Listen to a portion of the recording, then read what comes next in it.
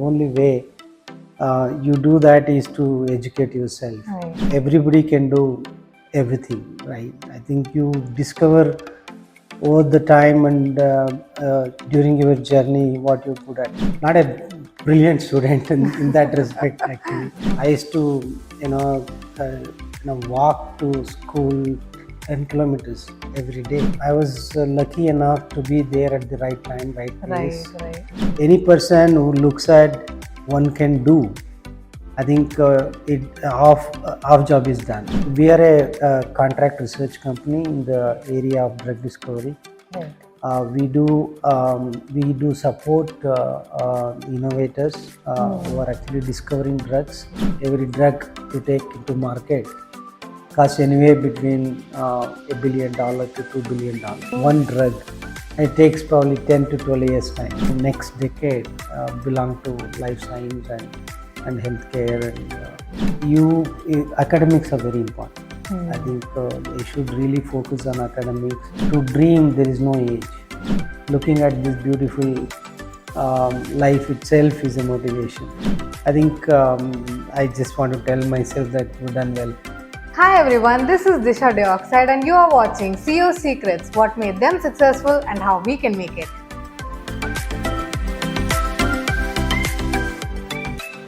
Today I am here with Dr Chandrashekaran, who is the chairman and managing director of Vipragen Biosciences.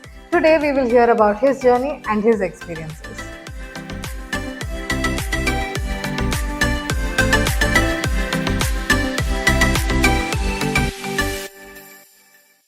Were you a brilliant student, sir, or were you a backbencher? And when did the turning point towards your success happen? Yeah, I think it's very interesting question. So actually I come from a small village, very interesting place where it's a border place between Karnataka and Tamil Nadu. So we are Kannadigas. So school is Telugu. I come from Tamil Nadu, right? Right. So it means, I am kind of learning foreign language from the day one kind of thing. So I studied in Telugu, being a Kannadiga. My village is actually from Tamil Nadu. Now, Right. one of the advantages is that I was able to read and write all the three languages. Right. Tamil, Kannada. So that's an advantage. But it was like there was nothing like just going to school. There was just managed 35% in my SLC. Not a brilliant student in that respect, actually. So then I came to Karnataka for my higher studies. Being 35%, I always wanted to do science. Right. Getting into a science PCMB itself was a challenge. It's difficult, those days. Yes. So managed to get into PCMB and then got going. To answer your question, but not a bright student at all. So, but I was very inquisitive student, from the day one. So that much I can tell you. Yeah. Did that cause you to become successful, sir? Because you were inquisitive? That's right. I think one of the, in fact, we have a lot of advantages, especially coming from kind of disadvantaged background. Yes. And then, you got to do everything on yourself. I used to, walk to school 10 kilometers every day. Oh my God. That's right. Yeah. 6 years I did that. So that means the challenge was, for us, that was not a challenge at all. So 20 kilometers a day going Nowadays, to school. walking that much means... People think that, I'm doing marathons and those kind of things. So we were doing marathons even for the school. I feel quite advantageous where, the people who see challenges here, but kind of routine for us those days. And then there were no buses, school, and then also managing on our own. When I came and joined college, I wanted to become an engineer. Right? I wanted to become an architect. Oh. So then because of I didn't have a 5 years study certificate, I had a reasonably good ranking, so I didn't get into engineering. Right. So those days, if you were not into engineering, that means that you are not good. You're a failure. You're a failure in You have life. not done anything. Yeah, I was kind of completely disappointed. And then, in fact, I left education, went back to my village, did 1 year agriculture. Oh, So that's how my college started. So after 1 year agriculture, I felt it's not a good thing. So then went back and joined. I did my PCM degree, PCMB. Since I've taken PCM, that's how my college journey started. wow. Wonderful, sir. Since you were also not a brilliant student, can you tell us how an average student can become a CEO, sir? Exactly like me, you see, I think idea was for me. There was always something I wanted to do. One of the motivation for me was my mother. We come from very humble background. I was the only son. Motivation was to take care of them. So very early on, I figured out that only way you do that is to educate yourself. Right. So Get a good taken all job. the advantages of meeting friends and studying hard, working whatever I could do the best, and then I finished my degree. So that's how it started. So it is that inquisitive nature actually made me to study further, and then I wanted to, after BSc, I wanted to do MS. Right. So that was in fact, the turning point was I wanted to become maths teacher. Oh, And then I was studying maths all the time. I was doing well in maths. And there was a trip to Mysore. My co-passenger, his name is Venkatesh, I still remember. He told me that, if you do MSc biochemistry, you can teach MBBS student. oh, So from that day, I stopped studying mathematics and started studying chemistry. I knew chemistry, if you do well, I can do. So my only motto was to get into MSc biochemistry. So oh. that was, in fact, the turning point. I'm here. Yeah. What is the best advice someone gave you, sir? I think this is one of them. I think sometimes what happens is that you don't know what you're good at it, right?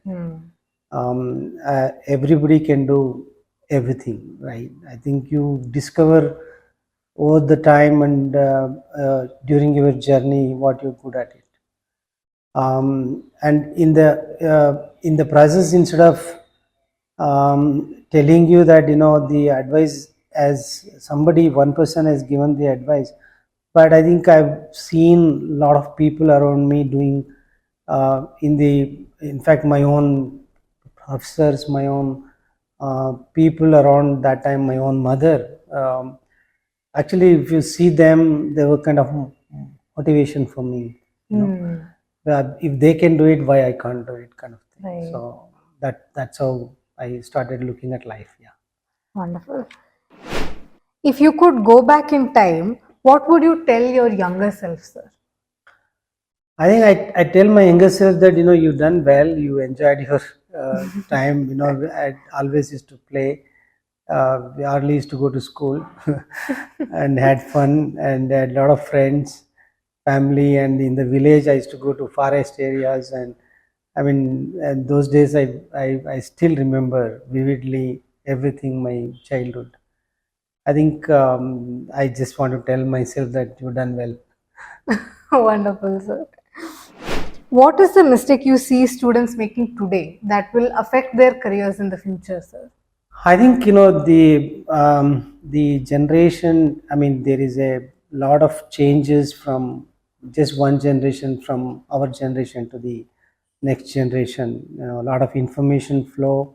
Right. And I still remember, if you want to read something, we just have to go to library or pick up a book or go to some journals, and it was not that easy to get the information. So I think one of the challenges for the younger generation is to managing the information. Right. How they manage the information, this kind of everything is available in front of you. You know, how do you navigate those information? How do you filter those information? How do you effectively use those information Right. and for yourself, and what is that you're thinking about using those information is the biggest challenge for this generation. Was your path to success easy, sir? Was it just luck or was it hard work? No, I think it's combination of both. I think I was lucky enough to be there at the right time, right place. Right. I had a fantastic teachers, starting from my school days to college days, and of course my MS days. Fantastic teachers, and then it was a journey, I would say.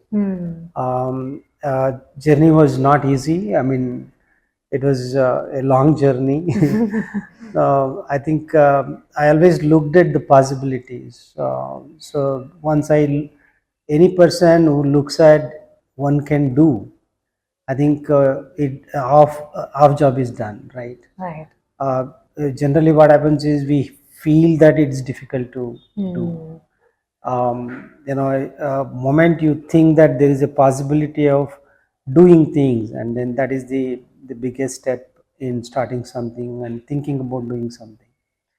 So it was a hard work all along, putting together and finding the opportunities, getting a job. At the same time, I was lucky to get into a startup company. Right. I was in the fantastic ecosystem, part of the great minds around after my MS. I think I was both lucky as well as hardworking, and also had some experience in looking at that complete ecosystem. If you see it, after my MS, I joined a startup company. That company was incubated in a research center called Astra Research Center. Right. Astra Research Center was again incubated in IISc, Indian Institute of Science. Right. One of its kind facility, all the stalwarts of science were there, and then we were doing one of the first Malbio company. We were making restriction enzymes, first time in the world. I mean, in India. So that was that ecosystem working for that company 12 years made me to think three things. For example, one is somebody can start a company and then survive, and then I'm seeing it's happening in front of me.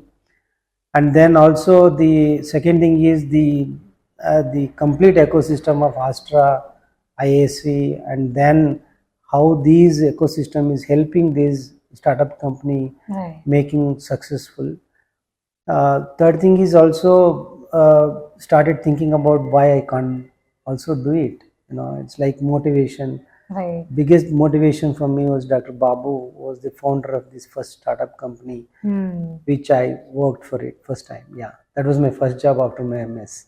Whoa. Yeah, and also while working, I did my PhD in Institute of Science, Indian Institute of Science. Oh, that was again my itself. dream. Yeah. Okay. While working, I did that actually. So that was again my another dream to do. If at all I'm doing PhD, I wanted to do in IAC. Wow. That was a distant dream come true for me. Wonderful. Did you ever feel like giving up on this journey, sir? And what kept you going when you felt like giving up?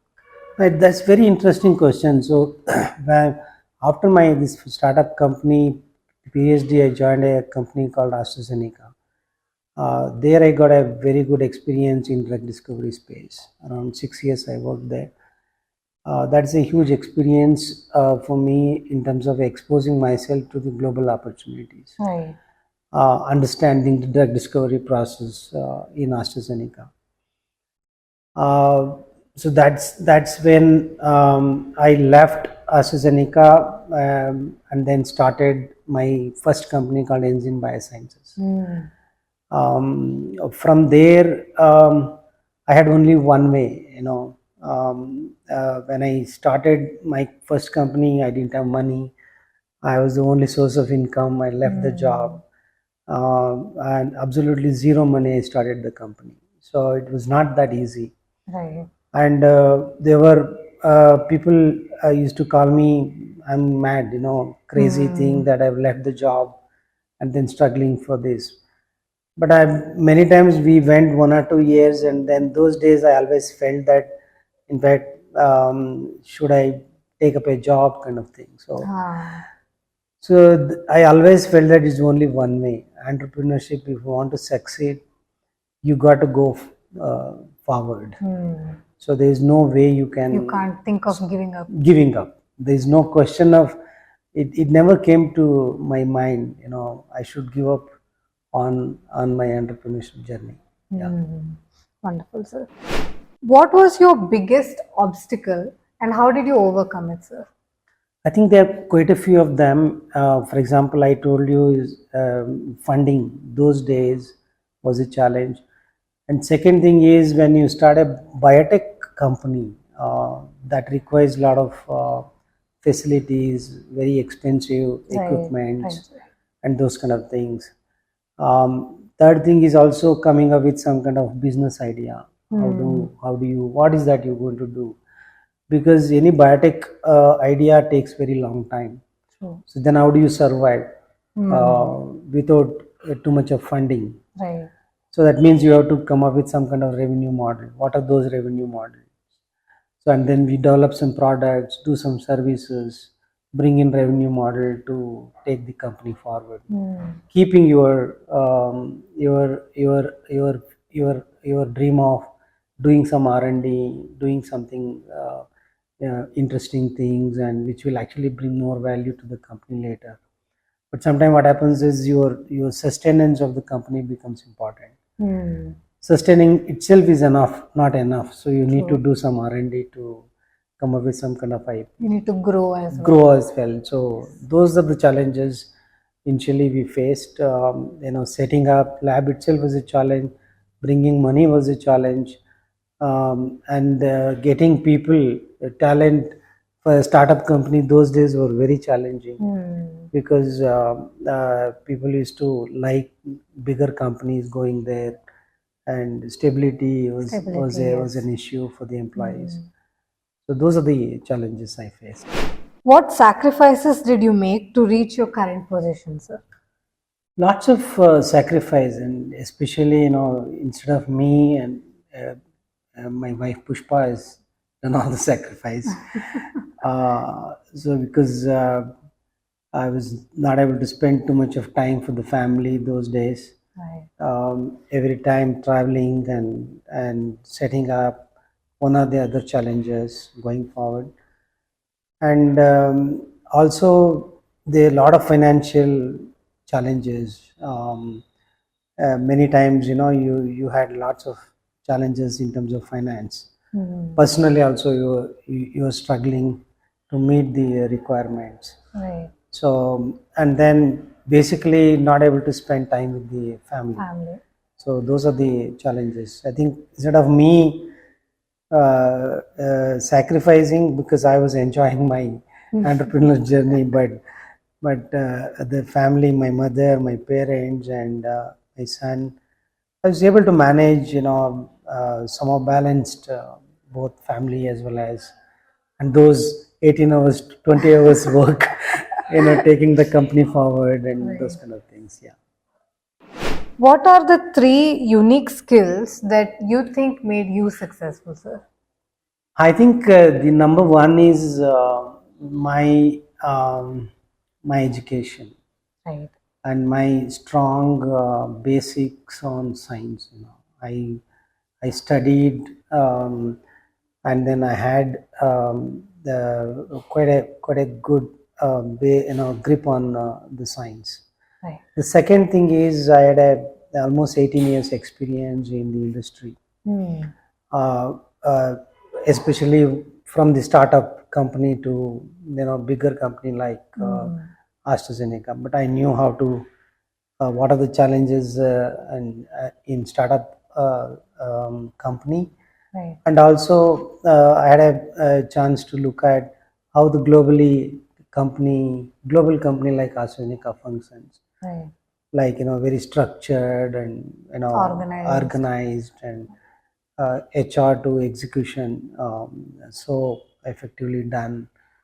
And what are those challenges, Right. kind of things. I think this is the second important thing which I feel that reason for my success. I think the most important reason I feel that the fire in my mind that I have to do something. Right. uh, I always didn't want to end up in a job. So I always wanted to start. In fact, my first company I dreamt about uh, doing this company, and then coined this name called Engine in '93. Oh. So I started this company in 2007. Oh, that's So I incubated my idea for almost 13, 14 years. right. So that urge was there all along. I think I feel that urge, and then that fire in the belly was What the drove main you? reason Right. for my success. I think I say that, yeah. What are the problems your company is solving, sir? Actually, I just want to give you a background. I started my first company called Engine Biosciences. Um, I was able to exit that company to one of the big pharma company in India called Alchem Laboratories. Right. That was a 10 years experience, starting the company, exiting that company, working with big pharma company, taking the molecules from discovery to development all the way to preclinicals and clinicals. We Right. developed almost 6-7 molecules, and then now that company is valued $500 million now. Wow. So I think the journey of taking the starting a company, managing it, putting together, and surviving until we get the funding, and then working with strategic partner like Alchem, and making sure that all these molecules go to the next level, and handing over that company to a successfully transitioning that company to this one was very, very nice experience. Right. And second thing I did was you remember I was working for a startup company. Right. That company was sold to an international company called Merck Life Sciences. Right. So the Merck wanted to divest that business. So I brought that business back from Merck. Oh. And then I ran that company for 5 years, and 2 years back I exited that company as well Oh. to a Mumbai-based company. Right. Basically, it is a diagnostic company. We were making reagents, and that was a very strategic opportunity for me to even that 5 years experience of buying a business from Merck, and then putting together and then running successfully, and then exiting that company to another strategic partner is also another experience for me. Right. So the current company which I am leading, company called Vipragen Biosciences, we are a contract research company in the area of drug discovery. Right. We do support innovators who are actually discovering drugs, making formulations for different diseases. We help these innovators doing research and taking their projects forward, starting from discovering their molecules, and then once you discover the target and molecule, and we help these companies and innovators to do more research, finding out how these molecules work in some disease area, Right. like for example cancer, and then find out once they work very well in the efficacy of this molecule. We also do test their safety, both in vitro as well as we use animal studies we do, Right. and then test those molecules in the we have a complete end-to-end preclinical capabilities. to help the discovery and drug discovery companies. For example, we work with pharmaceutical companies, we work with biopharmaceutical companies, we also work with agrochemicals, Right. we work with medical devices company, nutraceutical companies. We help them both to test their formulation and then drugs for efficacy as well as toxicity. One way, we are kind of indirectly helping drug discovery companies and making these drugs go to the next level to Right. human trials. Before it goes to clinical trials, which is to human, you have to make sure that they are not toxic. So that's what we do. We tell the regulators that this molecule or this formulation is safe to take it to human trials. Clinical trials. So yeah. Wonderful. What are the real life products where your company's products are being used? We don't make any products. Basically, as I said, we do. We have technical capabilities to do. We do something like research to help the customers. It's basically a service called contract research organization. Yeah. What do you think is the future trend of your industry, sir? This is very interesting question, Disha. I think it's especially in the drug discovery space. There is a paradigm shift in the way the drug discovery and development is done. Right. And nowadays you see artificial intelligence and ML, AI ML coming in big way, trying to reduce the time and process to develop better drugs for the different diseases. And you have in vitro models. For example, instead of using animals, you can actually make organ on chips, 3D models, disease models. There are a lot of in vitro capabilities. For example, we work with a company where they have in vitro models where they can figure it out whether this drug is going to help in metastasis or not. Oh. Those kind of capabilities are coming up big way. And then also looking at cell and gene therapy, mRNA technology. Right. So there is a huge technology change in the drug discovery space. Right. So we are very excited about the future. Right. In terms of, we are in fact preparing ourselves, bringing in vitro capabilities, bringing AI ML capabilities, working with partners and helping our clients to fasten their drug. In fact, the aim of Vipragen is to, if you look at the cost of drug discovery and development, every drug to take into market costs anywhere between $1 billion to $2 billion. Oh my God, that's a huge. One drug. It takes probably 10 to 12 years time. Oh. So whole idea now is with these new technologies, whether we can bring down the cost of the development and discovery and development at least by 50%. Right. And if we can, Vipragen can become some kind of part of that solution, we'll be very happy to do that. What general skills do you look for in a potential employee, sir? As I said, we are in the area of drug discovery, where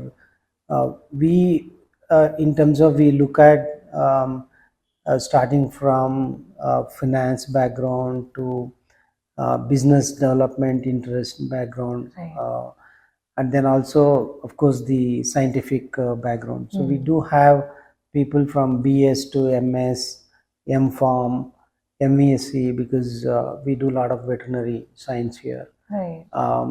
Or we also take some freshers and train them.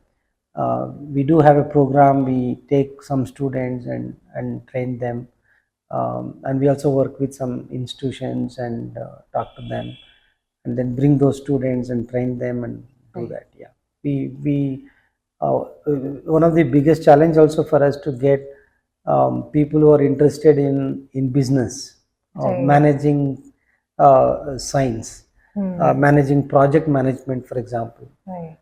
Those kind of things are new opportunity for the students. What or who was your biggest motivation, sir? I think there are many, in fact, if you want me to point out one person, that is my mother. Right. She had the vision that she made sure that I study. And I think, in fact, she had taken some small amount of loan, around 50 rupees, started a hotel in my Oh. village to take care of my education. Oh. I mean, that is in fact one of the first time I felt that there's a possibility of doing something in life. Right. And for me, always she is the motivator, motivation to do everything whatever I'm doing now, and she's still the motivator for me. Yeah, So your mother was also an entrepreneur, sir. absolutely. Wow. It must be in the genes then. Yeah, I think so. And she did successfully. She was. In fact, it was a huge learning for me working for her, helping her in that small hotel in the village, Right. and how she was able to attract people, Customers. and then how she was talking to them, and she used to make some special dishes which were very unique for her. Right. And then and also she also brought in social angle. Whoever comes, they said they don't have money, she used to give it free. Right. So I think she had a not only purpose of educating me, but she also was able to help a lot of people in the village. So I mean, she's my motivator all She's the time. amazing, sir. How do you stay motivated every day, sir? Yeah, I think I always feel, sometimes I think what motivates me or something. I mean, for me, is getting up. I mean, just looking at this beautiful life itself is a motivation. Wow. Going for the fact that every day we are seeing sunrise and sunset is good enough motivation for us to get into the life and have fun and enjoy the day. Also, I feel that as an entrepreneur, for example, we have 100 people, and that responsibility, Right. not just creating the value for the indirect value for the science per se, but also working with 100 people, and then I have a kind of indirect responsibility to take care of these 100 people. Right. So immense satisfaction going back home that so we have such a good team, and working with them, I really enjoy doing this. Wonderful, sir. What is the future trend in jobs according to you, and how can we as students prepare for them, sir? I think, as I said, especially in the life science, you can actually see after the COVID, the real challenge is, how there's so much of research which is happening across the board, starting from diagnostics to finding some new drugs, addressing the healthcare across the board, and addressing the old age issues and Right. different diseases. Now with these new technologies which I talked about, also going to address the genetically otherwise difficult to treat diseases. Right. Because you have gene editing technologies, gene therapy technologies. Earlier we were dreaming about it, but now they are reality. They are So there are reality. drugs who can be treated for the genetically driven diseases. So I think there is a huge opportunity in this space, especially in the life science space. And also, it's not just research. For example, we need somebody who understands science and manages finance, somebody who understands science and manage projects, Right. somebody who understands science and also do business development. And a whole lot of opportunities. For example, you have intellectual property driven. You need lawyers for this space. Right, right. So I think it's a lot of activity which is happening. I feel that anybody who is in this field, there's not just in India and also outside, huge opportunity. And then also there is a government funding coming in. Right. Now you see almost in the biotech space itself around 8,000 startup companies in India. Wow. Around almost 70 to 80 incubators in India. Oh. So you have not seen that in this space at all. So you can imagine the number of jobs you have, number of opportunities the students will have it. I feel that next decade belong to life science and healthcare and some of the unmet needs we are facing, including coming up with biofuel. Tell me where this is now. The different um, disciplines are coming together. Right. One side there are medical devices, and then other side artificial intelligence and ML, Right. softwares and those kind of things, and then biology is becoming we are able to understand the complete science is much better now compared to, let's say, 5 years back, 10 years back. Right. Another 5 years things are going to look very differently. Very different. True. Now in silico one can model a whole body and then look at whether your drug is working or not. So we have reached already there. So I think going forward there's a lot of excitement in this space. Wonderful, sir. Could you give 3 tips to students who aspire to become successful like you, sir? Now I think the number one, I feel that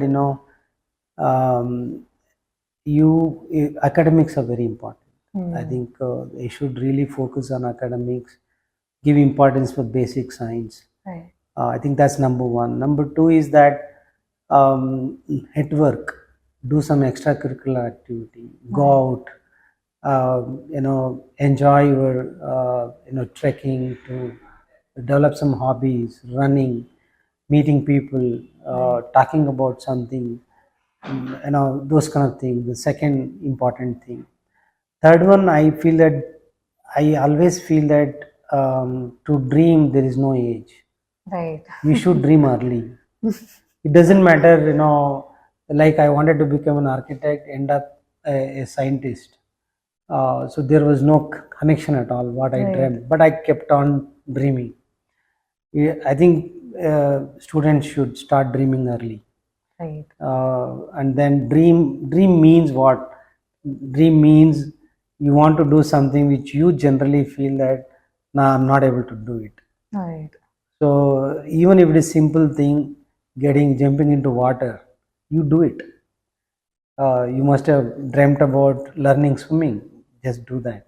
Right. I think dreaming is the biggest thing for any student, these 3 things. Wonderful, sir. How important do you think networking was in your career, and how can students develop their own network, sir? Yeah, in fact, now you have, tons of social media to network, and you can meet everyone just on your phone. But those days was not the case. I think network is the most important thing. In fact, those days we used to talk to our seniors and take these notes and go to their house and develop relationships. So networking and also building relationships. Not for something thinking that I'm going to get something out of it, right, but a genuine relationship building will take an individual long way. So I think networking and building relationship is extremely key in whatever you want to do. Right. I think you must go out and then do whatever best you can do to build this relationship. Be with them. Right. Be when they need it. So I think that's when you're going to develop the relationships. Now we'll move to the rapid fire questions, sir. I'm excited about this round.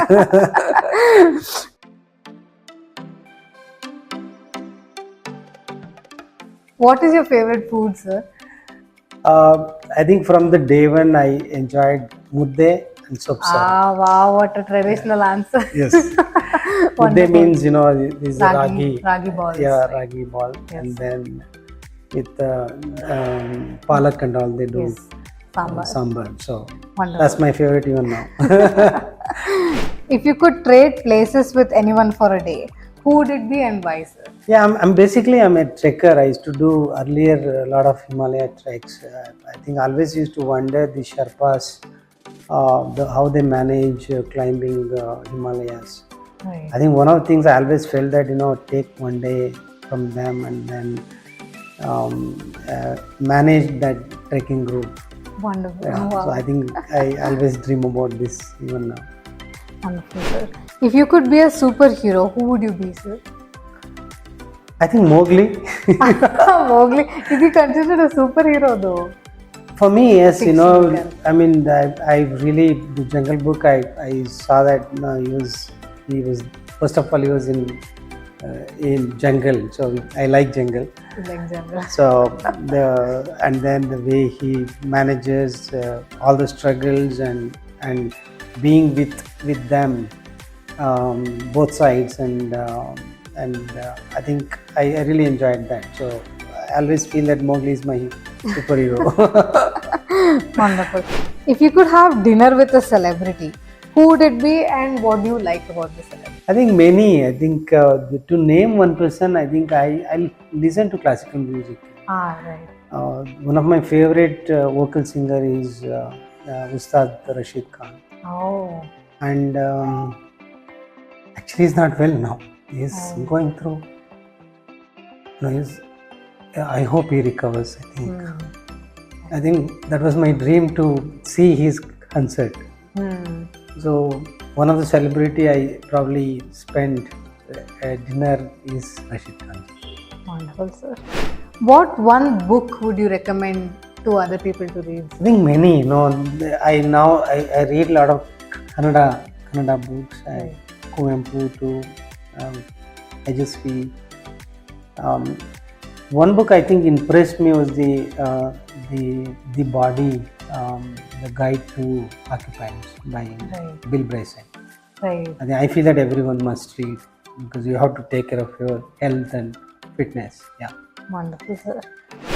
What is your favorite movie, sir? Bangarad Mancha. Wow. This movie is because it has a lot of imprints on me because I saw this movie when I was a small kid. Right. It has in fact made me to root myself into my village. I still owe all those. Even the work I'm doing in my village is actually inspired by that movie. Oh wow. Yeah, I think movies make a huge difference in life. Yeah. Yes. This is an interesting question, sir. If you won a lottery of 1 crore and you had to spend it in one day, how would you spend it, sir? Yeah, I think it's. I wish I win 1 crore. I want. Let's say I want to form a probably foundation. I already have one. Entire money dedicate to cultural education. Right. Especially in the primary education, high school too. Right. So probably I would do that. Even otherwise, I have a dream to spend my rest of my time working for cultural education. Yeah. Wonderful, sir. Thank you so much, sir, for this opportunity and spending some time with me today. I learned a lot from this conversation and I hope our viewers also learn something by watching this. Yes, Disha, I think this is really, for me, you actually kindled my childhood days to entire my journey. I really enjoyed talking to you and I wish everyone all the best. And for you also, great luck. Thank you so much. Thank you so much, sir. Thank you for watching. Thank you.